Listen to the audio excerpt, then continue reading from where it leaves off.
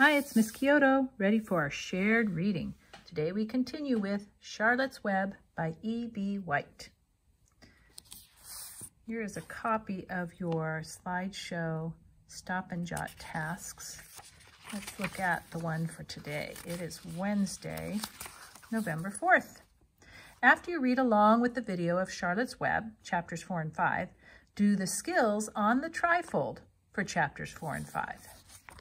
Let's look at our trifold. So for chapters 4 and 5, let's look. Here's my 1, 2, 3. I'm going to turn it over. For chapter 4, we want to focus on character connections. How can we make connections with the main character of the story? How does your experience in a similar situation help you understand Wilbur's actions in this chapter?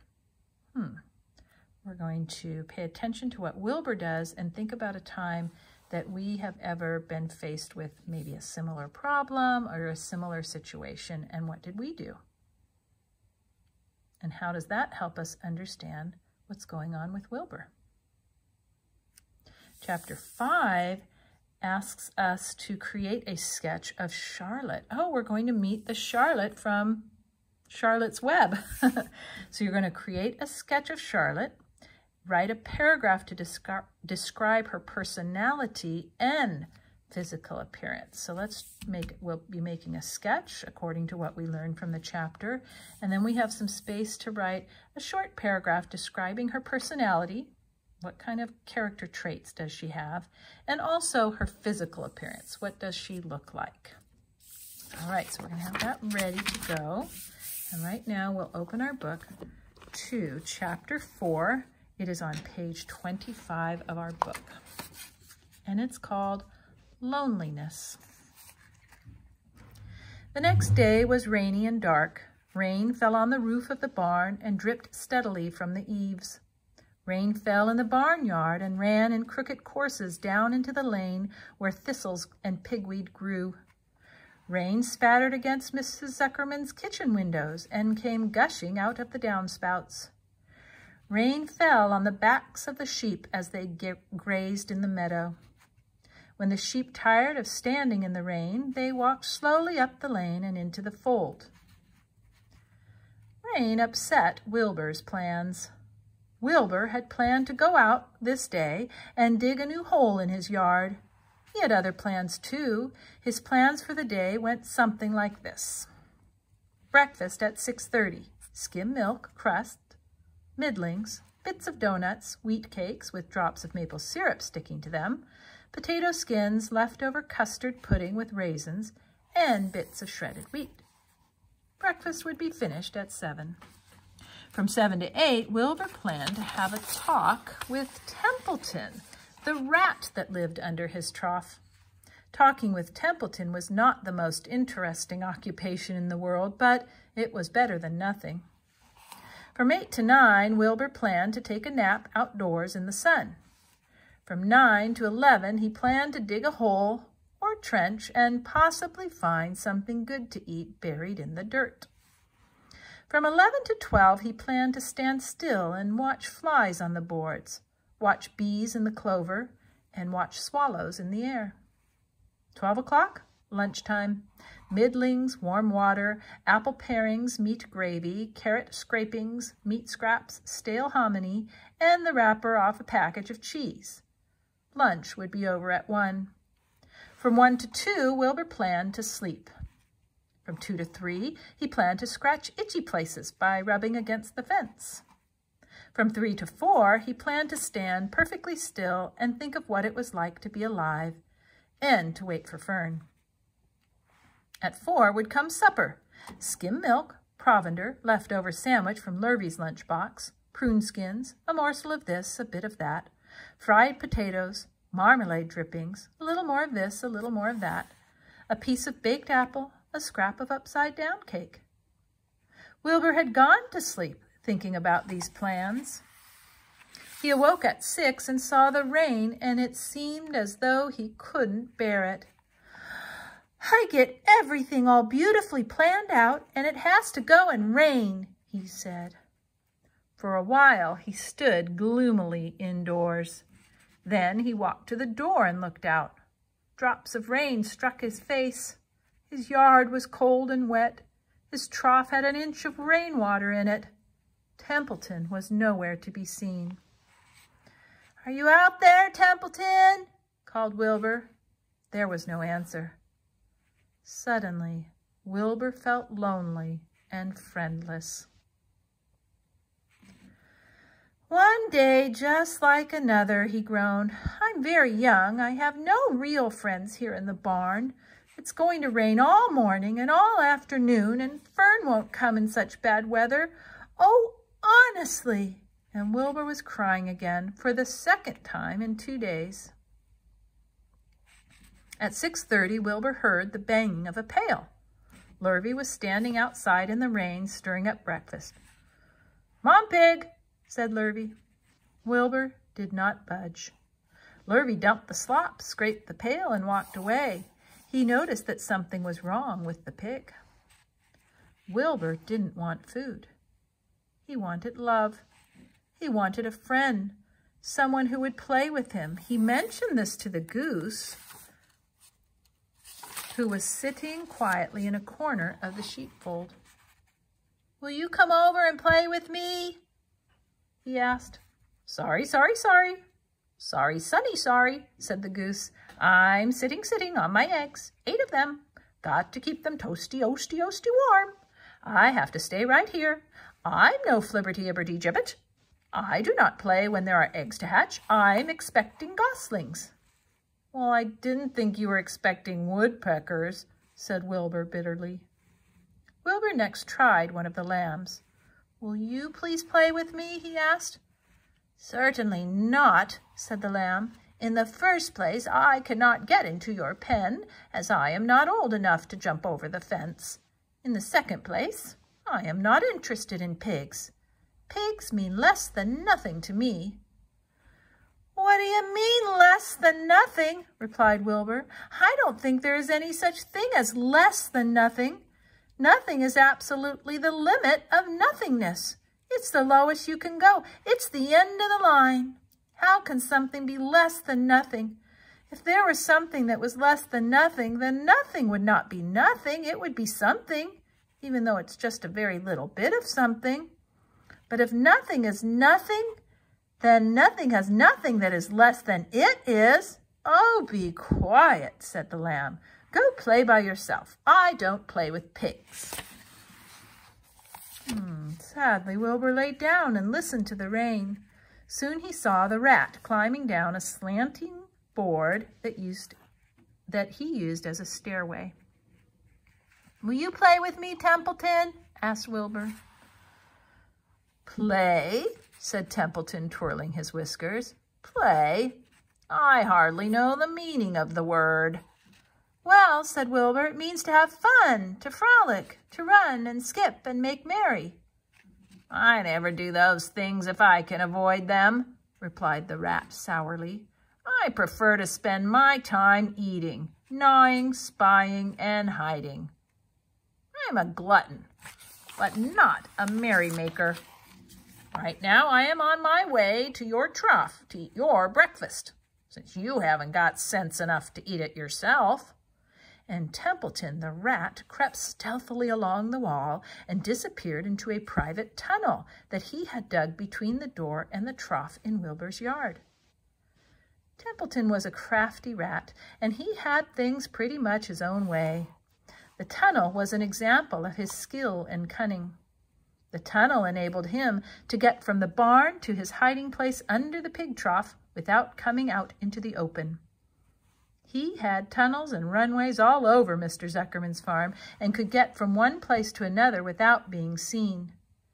Usually he slept during the daytime and was abroad only after dark. Wilbur watched him disappear into his tunnel. In a moment he saw the rat's sharp nose poke out from underneath the wooden trough. Cautiously, Templeton pulled himself up over the edge of the trough. This was almost more than Wilbur could stand. On this dreary, rainy day, to see his breakfast being eaten by somebody else. He knew Templeton was getting soaked out there in the pouring rain, But even that didn't comfort him. Friendless, dejected, and hungry, he threw himself down in the manure and sobbed. Late that afternoon, Lurvy went to Mr. Zuckerman. "I think there's something wrong with that pig of yours. He hasn't touched his food." "Give him 2 spoonfuls of sulfur and a little molasses," said Mr. Zuckerman. Wilbur couldn't believe what was happening to him when Lurvy caught him and forced the medicine down his throat. This was certainly the worst day of his life. He didn't know whether he could endure the awful loneliness anymore. Darkness settled over everything. Soon there were only shadows and the noises of the sheep chewing their cuds, and occasionally the rattle of a cow chain up overhead. You can imagine Wilbur's surprise when, out of the darkness, came a small voice he had never heard before. It sounded rather thin, but pleasant. "Do you want a friend, Wilbur?" it said. "I'll be a friend to you. I've watched you all day, and I like you." "But I can't see you," said Wilbur, jumping to his feet. "Where are you, and who are you?" "I'm right up here," said the voice. "Go to sleep. You'll see me in the morning." And chapter 5 is called Charlotte. The night seemed long. Wilbur's stomach was empty and his mind was full. And when your stomach is empty and your mind is full, it's always hard to sleep. A dozen times during the night, Wilbur woke and stared into the blackness, listening to the sounds and trying to figure out what time it was. A barn is never perfectly quiet. Even at midnight, there is usually something stirring. The first time he woke, he heard Templeton gnawing a hole in the grain bin. Templeton's teeth scraped loudly against the wood and made quite a racket. "That crazy rat," thought Wilbur. "Why does he have to stay up all night, grinding his clashers and destroying people's property? Why can't he go to sleep like any decent animal?" The second time Wilbur woke, he heard the goose turning on her nest and chuckling to herself. "What time is it?" whispered Wilbur to the goose. "Probably, audibly, about 11:30, said the goose. "Why aren't you asleep, Wilbur?" "Too many things on my mind," said Wilbur. "Well," said the goose, "that's not my trouble. I have nothing at all on my mind, but I've too many things under my behind. Have you ever tried to sleep while sitting on 8 eggs? "No," replied Wilbur. "I suppose it is uncomfortable." "How long does it take a goose egg to hatch?" Approximately 30 days, all told," answered the goose. "But I cheat a little. On warm afternoons, I just pull a little straw over the eggs and go out for a walk." Wilbur yawned and went back to sleep. In his dreams, he heard again the voice saying, "I'll be a friend to you. Go to sleep. You'll see me in the morning." About a half an hour before dawn, Wilbur woke and listened. The barn was still dark. The sheep lay motionless. Even the goose was quiet. Overhead on the main floor, nothing stirred. The cows were resting. The horses dozed. Templeton had quit work and gone off somewhere on an errand. The only sound was a slight scraping noise from the rooftop, where the weather vanes swung back and forth. Wilbur loved the barn when it was like this, calm and quiet, waiting for light. "Day is almost here," he thought. Through a small window, a faint gleam appeared. One by one, the stars went out. Wilbur could see the goose a few feet away. She sat with head tucked under a wing. Then he could see the sheep and the lambs. The sky lightened. "Oh, beautiful day! It is here at last! Today I shall find my friend!" Wilbur looked everywhere. He searched his pen thoroughly. He examined the window ledge, stared up at the ceiling, but he saw nothing new. Finally, he decided he would have to speak up. He hated to break the lovely stillness of dawn by using his voice, but He couldn't think of any other way to locate the mysterious new friend who was nowhere to be seen. So Wilbur cleared his throat. "Attention, please," he said in a loud, firm voice.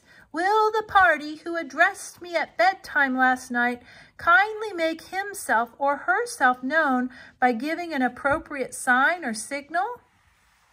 Wilbur paused and listened. All the other animals lifted their heads and stared at him. Wilbur blushed, but he was determined to get in touch with his unknown friend. "Attention, please," he said. "I will repeat the message. Will the party who addressed me at bedtime last night kindly speak up? Please tell me where you are, if you are my friend." The sheep looked at each other in disgust.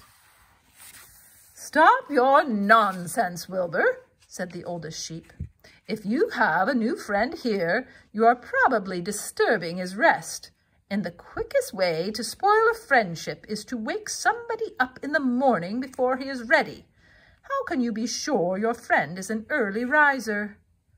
"Oh, I beg everyone's pardon," whispered Wilbur. I didn't mean to be objectionable." He lay down meekly in the manure, facing the door. He did not know it, but his friend was very near, and the old sheep was right. The friend was still asleep. Soon Lurvy appeared with slops for breakfast. Wilbur rushed out, ate everything in a hurry, and licked the trough. The sheep moved off down the lane. The gander waddled along behind them, pulling grass.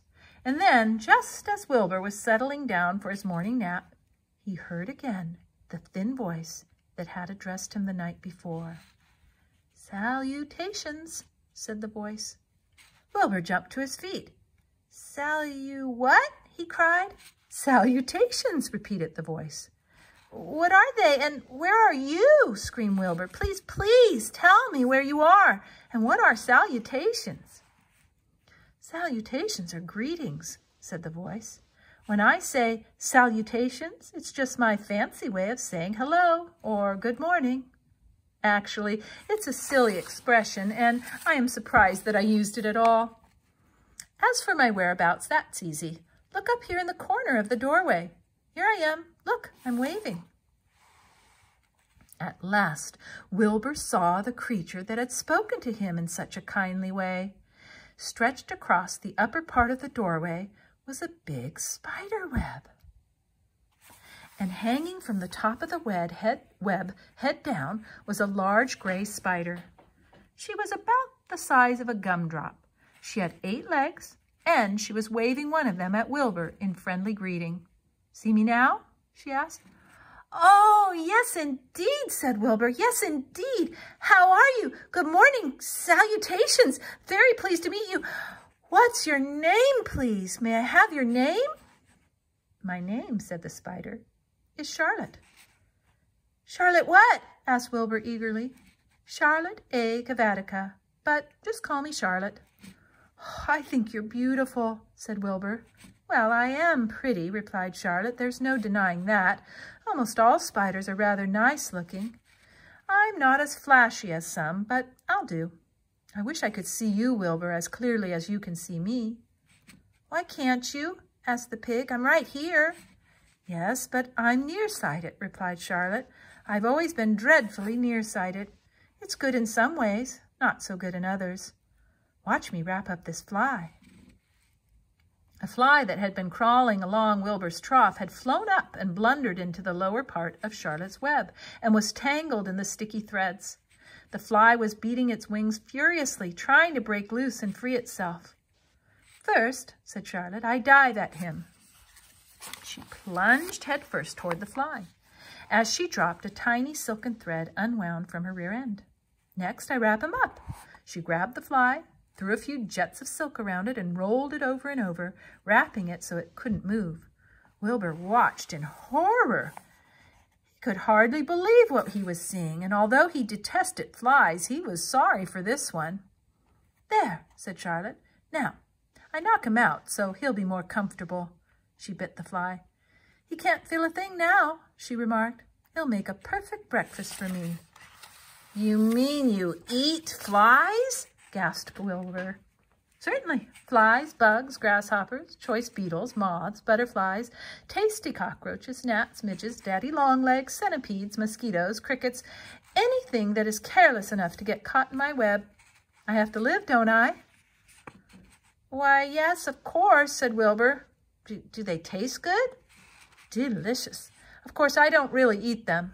I drink them, drink their blood. I love blood, said Charlotte, and her pleasant, thin voice grew even thinner and more pleasant. Don't say that, groaned Wilbur. Please don't say things like that. Why not? It's true, and I have to say what is true. I am not entirely happy about my diet of flies and bugs, but it's the way I'm made. A spider has to pick up a living somehow or other, and I happen to be a trapper. I just naturally build a web and trap flies and other insects.